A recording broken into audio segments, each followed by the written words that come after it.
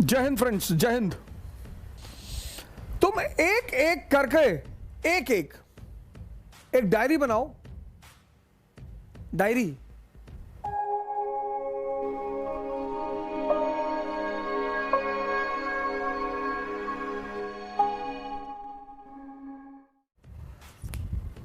और जितनी चीजें तुम्हारी इंद्रियों से जुड़ी हुई हैं, जो तुम्हें लगता है कि तुम्हारे विकास में बाधक हैं,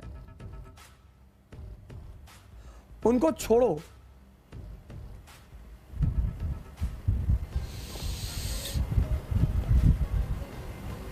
एक एक चीज किसके द्वारा छोड़ो? इसके द्वारा। जबरदस्ती मत छोड़ो, जबरदस्ती मत छोड़ो। जबरदस्ती छोड़ोगे तुम्हें कुछ भी फायदा नहीं होगा, कुछ भी नहीं मिलेगा, क्योंकि आंतरिक रूप से कोई परिवर्तन होगा ही नहीं। इनर इंजीनियरिंग होगी ही नहीं। जबरदस्ती मत छोड़ो। एक एक करके इंद्रियों से संबंधित, व्यसनों से संबंधित एक एक करके टारगेट बनाओ और त्याग करो। पर साधना भी करो कि वो चीजें तुम्हारे सामने रहें। भागना नहीं है कि हम नॉनवेज के रेस्टोरेंट में नहीं जाएंगे, बिल्कुल जाएंगे।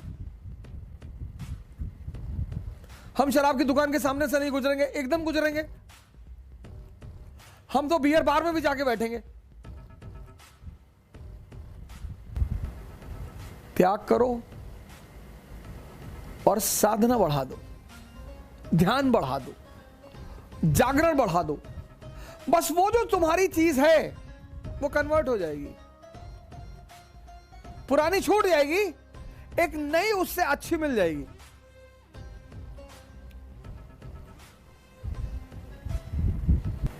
पुरानी छूट जाएगी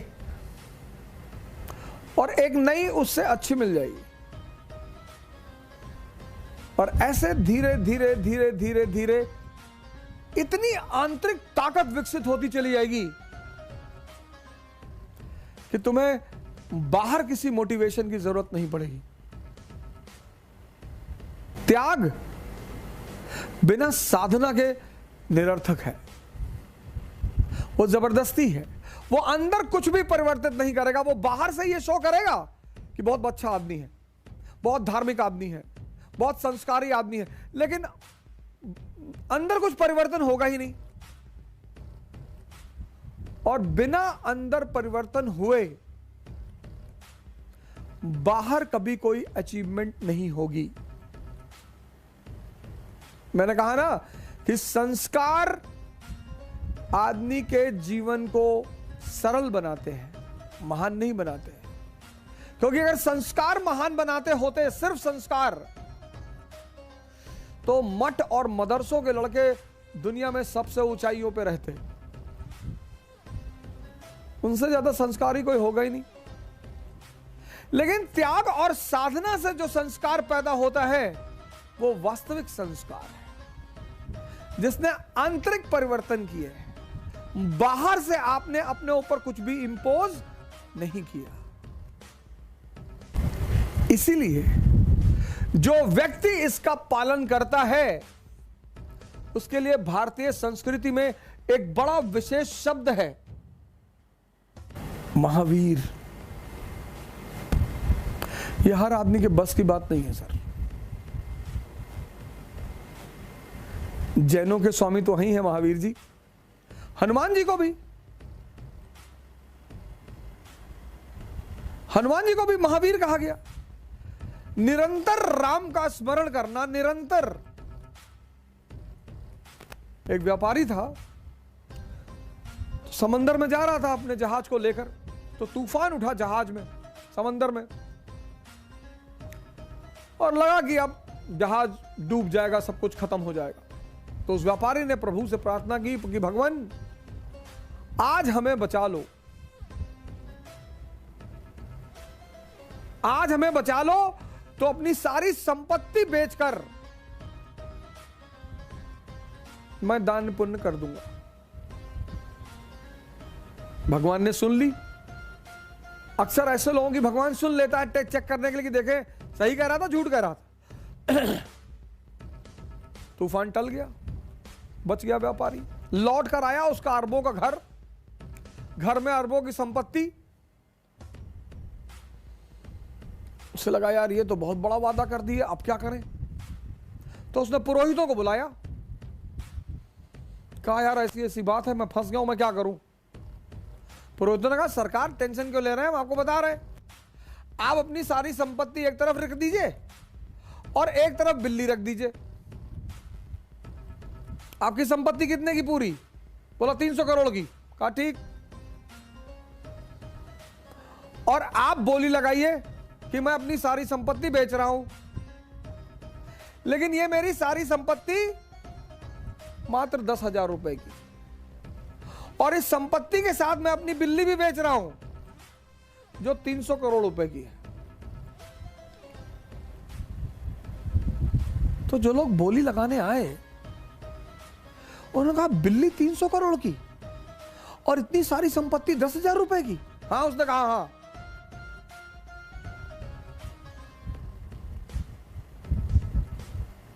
अरे लोगों ने कहा भाड़ में जाए, हमसे क्या लेना देना, हमें तो संपत्ति से लेना देना। 300 करोड़ रुपए में बिल्ली भी खरीद ली और 10,000 की संपत्ति खरीद ली। पुरोहितों ने कहा सर ये सारी संपत्ति आपने 10,000 में बेची है, 10,000 डिस्ट्रीब्यूट कर दो।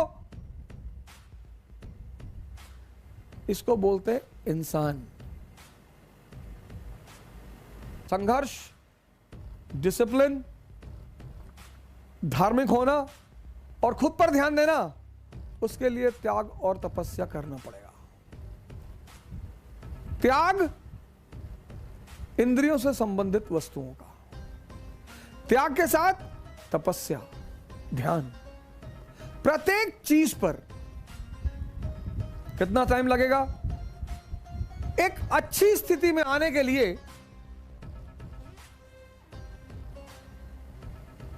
एक बहुत अच्छी स्थिति में आने के लिए कम से कम 6 महीने लगे।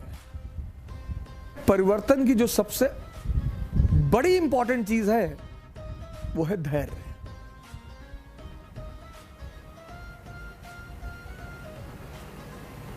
तो एक्स्ट्रा चीजें डेवलप करिए, एक्स्ट्रा ऑर्डिनरी बनिए, लेकिन उस एक्स्ट्रा ऑर्डिनरी बनने के लिए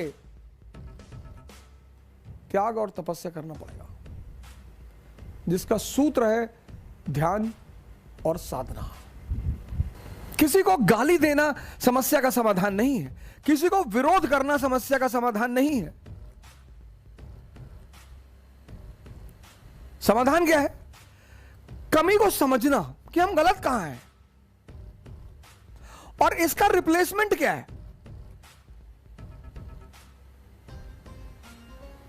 यह है मुख्य मुद्दा। कभी कभी जो बहुत इनोसेंट टाइप के लोग हैं, इनोसेंट, वो समझ ही नहीं पाते वो क्या कर रहे हैं। इसी पे सरदार खुशवंत जी का एक चुटकुला मुझे याद आ गया, मैं आपको बताता हूं। इनोसेंसी की लिमिट आप देखिए, इनोसेंसी की। तो सरदार खुशवंत जी ने कहा कि एक बार एक सरदार जी कहीं जा रहे थे और रास्ते में उन्हें एक चिराग मिल गया। सबसे ज्यादा सरदारों पे अगर चुटकुला किसी ने लिखा, सरदार खुशवंत सिंह ने ही लिखा है। और जो आदमी अपने आप पर हंसने लगे, उस पर दुनिया क्या हंसेगी। बहुत बड़ी बात है। कभी कभी लोग सरदार खुशवंत सिंह से बड़ा नाराज हो जाते हैं कि सरदारों पे चुटकुला बना दिया। खुद पर हंसना, तुम जब खुद पर हंसने लगोगे, दुनिया तुम्हारे ऊपर हंस नहीं पाएगी। और जब दुनिया तुम्हारे ऊपर हंस नहीं पाएगी तो तुम्हारा विकास रुकेगा ही नहीं।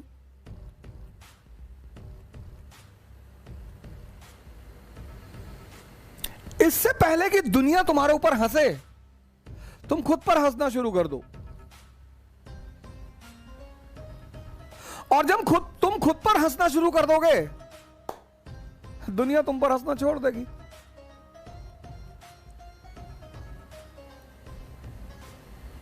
क्योंकि हंसना दुनिया का एक बहुत बड़ा हथियार है 90% लोगों को नियंत्रित करने का। आगे नहीं आते वो। शादी वादी में देखो, कुछ लोगों को आप बुलाओ भैया डांस कर लो, नहीं नहीं भैया हम डांस नहीं कर पाते। अबे कौन माइकल जैक्सन की तरह करने के लिए कह रहा है? भिखू मात्रा की तरह ही कर लो। सपने में मिलती है ये कुड़ी मेरी, सपने में मिलती है। कल्लू मामा की तरह कर लो, भेजेगी सुनेगा तो मरेगा कल्लू। कभी कभी लोग आपसे कहेंगे गाना गा लो, आप नहीं गाएंगे, लोग हंसने लगे। गाइए, हर आदमी लता मंगेशकर थोड़ी है, गा दो। हो सकता है आपकी आवाज ही एक नया ट्रेंड बन जाए।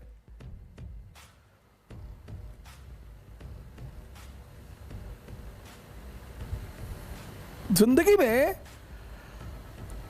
अपॉर्चुनिटी बहुत बड़ी चीज होती है। तो सरदार खुशवंत सिंह जी ने लिखा है कि एक बार एक सरदार जी कहीं जा रहे थे और उनको एक चिराग मिल गया पड़ा हुआ। तो उन्होंने वो अलाउद्दीन का चिराग वाली कहानी पढ़ी थी, हम सबने पढ़ी है।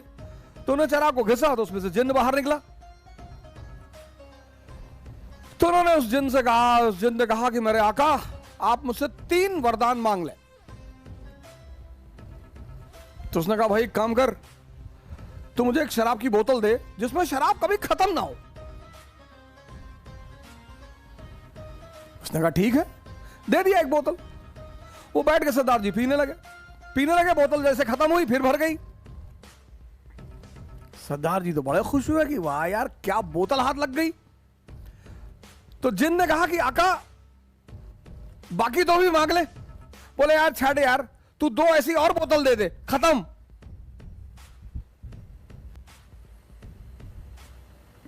ये होती है इनोसेंसी।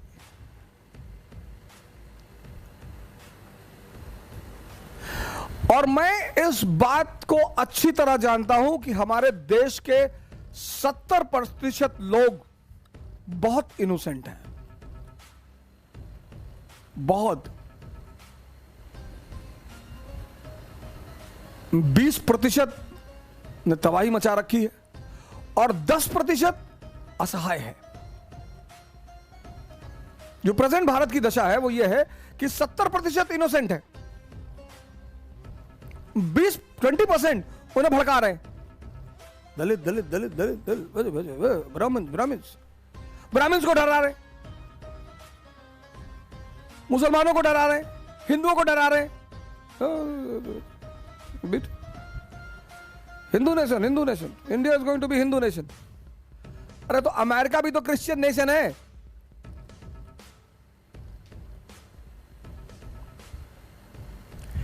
ईमान दुनिया की एक ऐसी चीज है, अगर एक बार मिल जाए, मिलना ही मुश्किल है। अगर एक बार मिल जाए ना भाई साहब,